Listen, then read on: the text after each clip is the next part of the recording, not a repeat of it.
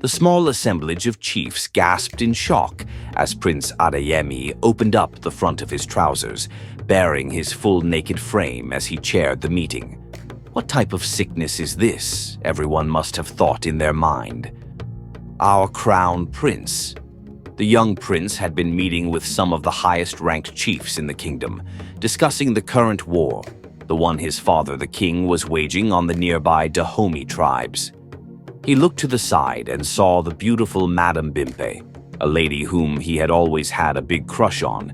He had dreamt of being with her or even making her his concubine. But he wasn't the king yet. He needed to bide his time. It is not unknown in the realm for royals and chiefs to use unwed women to satisfy their needs, especially peasants and servants. For Prince Adeyemi to want a noblewoman like Madame Bimpe would be an insult to her rank and status. The more he looked at her, the more he got excited in his nether regions. Of course, if Prince Adeyemi had quietly asked Madame Bimpe to become his concubine or mistress, she would have accepted. That was a respected position that would increase her power and standing. But to be ogled relentlessly like this in front of her equals, like a piece of meat, a receptacle for the prince's lust, was unheard of. She was boiling inside but maintained a calm composure outside. Madame Bimpe would have been too much for Prince Adeyemi, as his father, the king, was also a fan of her particular set of skills. The meeting continued. "Please continue with the briefing, Chief Agbakin," said Adeyemi. The fact that the prince was continuing the briefing as though his being naked wasn't a big deal offended her even further. It showed he did not value her opinion in the discussion. He wouldn't let her voice her opinion, but it was a classic power move to show everyone how strong and comfortable with power he is. Chief Agbakin regained his composure somewhat. The 18-year-old prince's erratic and belligerent behavior, although extraordinary, was not unjust. The royal family had rights over every one of their subjects, including the noble families of the realm. Madame Bimpe had every right to feel wronged, but she could not object to the prince's wishes. He ogled her excessively, making her feel uncomfortable. The aged high chief was the retired general of the kingdom's army and military advisor to the king. "The war progresses excellently, Your Highness," said Chief Agbakin after a moment more hesitation. "I would imagine our armies are sacking our enemy's town as we speak. The last communication we had from General Seye stated they had located the Queen's hiding place and were attacking it today." "Very good," nodded the prince. His gaze wasn't leaving Madame Bimpe as he listened and replied. She stirred up something deep inside him.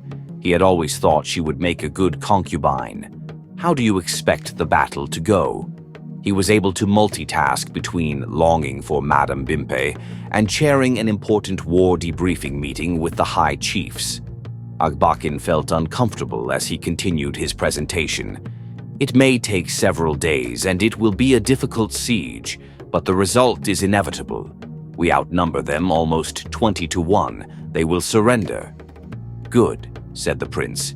"Chief Togan, I want you to begin making arrangements for the victory celebrations of my father's return."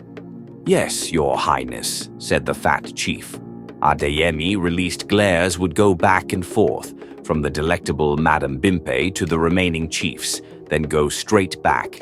"It will be a grand affair indeed," added Chief Togan.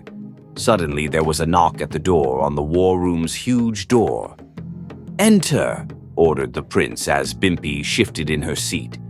A male servant, probably no older than the prince, entered the meeting chamber, glancing down in surprise at the prince, wondering why he was conducting kingdom business undressed. "Ah," he stammered, taken aback. "I bring news, Your Highness." The room fell into silence. "Your news?" demanded the prince. The boy gulped audibly, tearing his gaze from the beautiful Madame Bimpe, whose beauty enthralled all who looked upon her. "Yes, Your Highness. The first day of fighting at the Dahomey stronghold is over.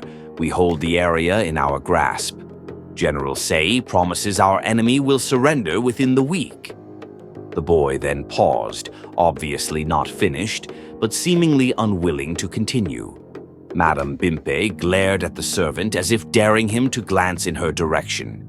Everyone seemed terrified of the prince and the excessive ogling of Madame Bimpe. "Speak, boy," growled Chief Agbakin impatiently. The boy shook visibly. "The general also brings bad news, Your Highness," he told them, his voice cracking under the stress.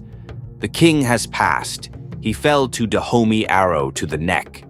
All three chiefs and the prince were shocked. Bimpi gasped, her hand covering her mouth. "The king is dead?" whispered Bimpi, dumbfounded, more to herself than to anyone in particular. After a moment's silence, Chief Togan turned to Adeyemi. "You are the new king," he said as realization sunk in. "Long live the king," announced Chief Agbakin loudly, falling to his knees in front of Adeyemi. As he did so, the other chiefs and the servant all followed suit. "I am the king," Adeyemi repeated to himself, a smile playing across his face as understanding dawned on him. "May you live long," hailed the three nobles and the page. Adeyemi looked quite a sight, sitting there in bewilderment, losing all the excitement in his nether region. Adeyemi's smile turned into a wide grin. "I am the king."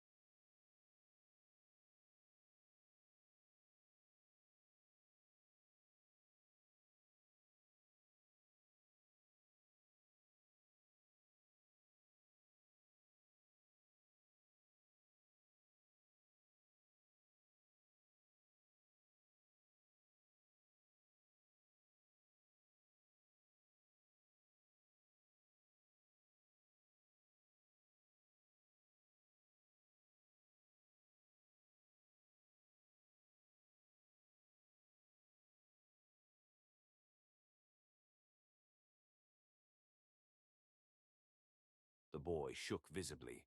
"The general also brings bad news, Your Highness," he told them, his voice cracking under the stress. "The king has passed. He fell to Dahomey arrow to the neck."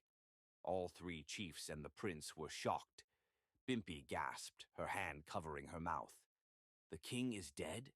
whispered Bimpi, dumbfounded, more to herself than to anyone in particular. After a moment's silence, Chief Togan turned to Adeyemi. "You are the new king," he said as realization sunk in. "Long live the king," announced Chief Agbakin loudly, falling to his knees in front of Adeyemi.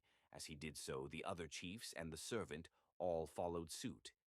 "I am the king," Adeyemi repeated to himself, a smile playing across his face as understanding dawned on him. "May you live long," hailed the three nobles and the page. Adeyemi looked quite a sight, sitting there in bewilderment, losing all the excitement in his nether region. Adeyemi's smile turned into a wide grin. "I am the king."